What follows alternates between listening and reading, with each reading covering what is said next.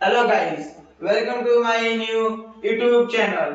आज की इस वीडियो में मैं आपको कुछ ऐसी बातें बताने वाला हूँ जिसे सुनकर आपको होश उड़ जाएंगे।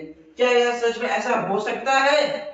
जी हाँ, मैं आपको एक ऐसी बात बताने जा रहा हूँ जिसे सुनकर आपके रोंगटे खड़े हो जाएंगे। क्या हमारे हमारे दिमाग में विद्युत उत्पन्न होता है? क्या यह सच में हो सकता है कि हमारे दिमाग में बिजली उत्पन्न हो सकता है? जी हाँ, आज की इस वीडियो में हम यह जानेंगे कि हमारे दिमाग में विद्युत कैसे उत्पन्न होता है। तो चलिए वीडियो को स्टार्ट करते हैं। वीडियो को स्टार्ट करने से पहले आप हमारे वीडियो को लाइक, सब्सक्राइब और बेल आइकन को दबा दीजिए। तो चलिए बिना देर किए हुए आज की इस वीडियो को स्टार्ट करते हैं। तो सो गाइस, तो हम बात करते हैं माइंड। ये यह माइंड है जो मनुष्य के दिमाग में होता है। हमारे मनुष्य का दिमाग एक जटिल अंग है जो 86 अलग कोशिकाओं से मिलकर बना होता है। यह और जो हमारे शरीर में होने वाली गतिविधियां, नींद, सोना, सोचना, यादें रखना, बातें बनाना और नए नए तरकीब खोजना, ये सभी हमारे दिमाग में आते हैं। पर ये इन सभी बातों को हमारे दिमाग के अलग अलग भागों में रखा गया है। आज जानेंगे उन भागों के नामों के बारे में। तो पहला भाग है सेरिब्रम।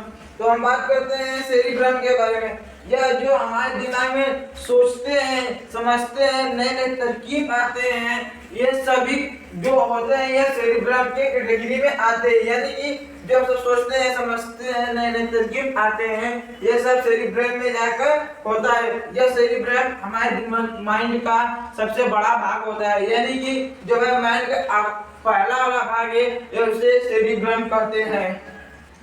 अब बात करते हैं माइंड के दूसरे भाग के बारे में, यानी सेरिबैरम। इसमें हमारे शरीर में होने वाली गतिविधियां, समन्वय और मुद्रों को आता है। यानी कि जो हमारे शरीर द्वारा होते हैं गतिविधियां, चलते हैं, दौड़ते हैं, खाते हैं, पीते हैं, सोते हैं, ये सभी सेरिबैरम के कैटेगरी में आते हैं। और अब बात करते हैं माइंड के तीसरे भाग के बारे में, मस्तिष्क स्तंभ।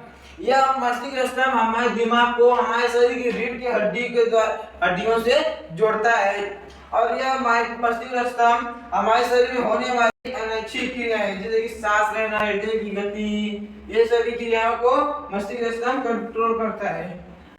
अब हम इन तीनों के डिटेल के बारे में अच्छी तरह से पार्ट 2 में जानेंगे।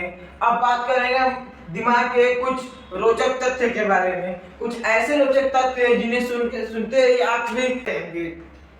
पहला, जो हमारे शरीर का जो ऑक्सीजन आता है, हमारे शरीर में जो ऑक्सीजन आता है उसका 20% हमारे दिमाग को उपयोग करता है। यानी कि हमारे शरीर में 10%, 5% की ऑक्सीजन आता है, उससे 100% हमारे को उसका 20% हमारे माइंड उपयोग करता है। और दूसरा तथ्य है, जो हमारे शरीर का कुल वजन है उसका हमारे दिमाग का 2% होता है। यानी कि हमारे शरीर का वजन 50 किलो है, तो हमारा 50 किलो का 2% हमारा माइंड का वजन होता है। और अब जानेंगे हम कि माइंड में विद्युत कैसे उत्पन्न होता है। हमारे माइंड में जो विद्युत उत्पन्न होता है वह विद्युत 12 वाट से लेकर 25 वाट तक होता है। लेकिन बिजली कैसी होती है? यह बिजली उन तारों जो केबलों में प्रवाहित होती है, यह उन बिजलियों से अलग है। यह हमारे शरीर में होने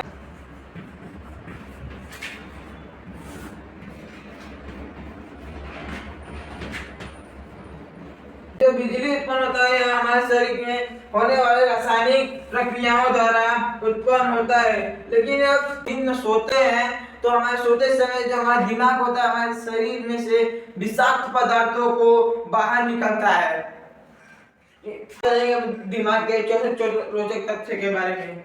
अगर हमारे शरीर में 5 मिनट तक ऑक्सीजन ना मिले तो हमारा दिमाग काम करना बंद कर देता है और जिससे हमें परेशानी होने लगती है। पूछा होता है हमारी खोपड़ी में 3 परतें होती हैं, वो 3 परतों के बाद ही हमारा ब्रेन आता है, जिससे हमारा ब्रेन सुरक्षित रहता है। अब हम उन 3 का नाम जानते हैं। तो हमारे खोपड़ी में 3 परतें हैं। पहले परत का नाम है ड्यूरोमटर और दूसरे परत का नाम है आर्केनोइडल मैटर और तीसरे परत का नाम है पियामेटर। और इन तीनों के समूह को मेनिजेंस कहते हैं, यानी कि जो हमारे 3 परतों से माइंड का सुरक्षा होता है उन तीनों परतों के समूह को बोलते हैं मेनिजेंस। और जानते हैं अब हमारे दिमाग की सुरक्षा एक और करता है जिसका नाम है ब्लड ब्रेन बैरियर है। यह उन कोशिकाओं द्वारा बना होता है जो हमारे जो रक्त प्रवाहित होते हैं उनके वाहिकाओं के लाइन से बनी होती हैं, यानी जो हमारे दिमाग में रक्त बहता है उसके लाइन में जो रक्त बहता है उसके लाइन में इन कोशिका का निर्माण होता है। अब हम माइंड के बारे में और अधिक जानकारी पार्ट 2 में जानेंगे। पार्ट 2 के लिए कमेंट करें और इस वीडियो को लाइक सब्सक्राइब करना ना भूलें। धन्यवाद।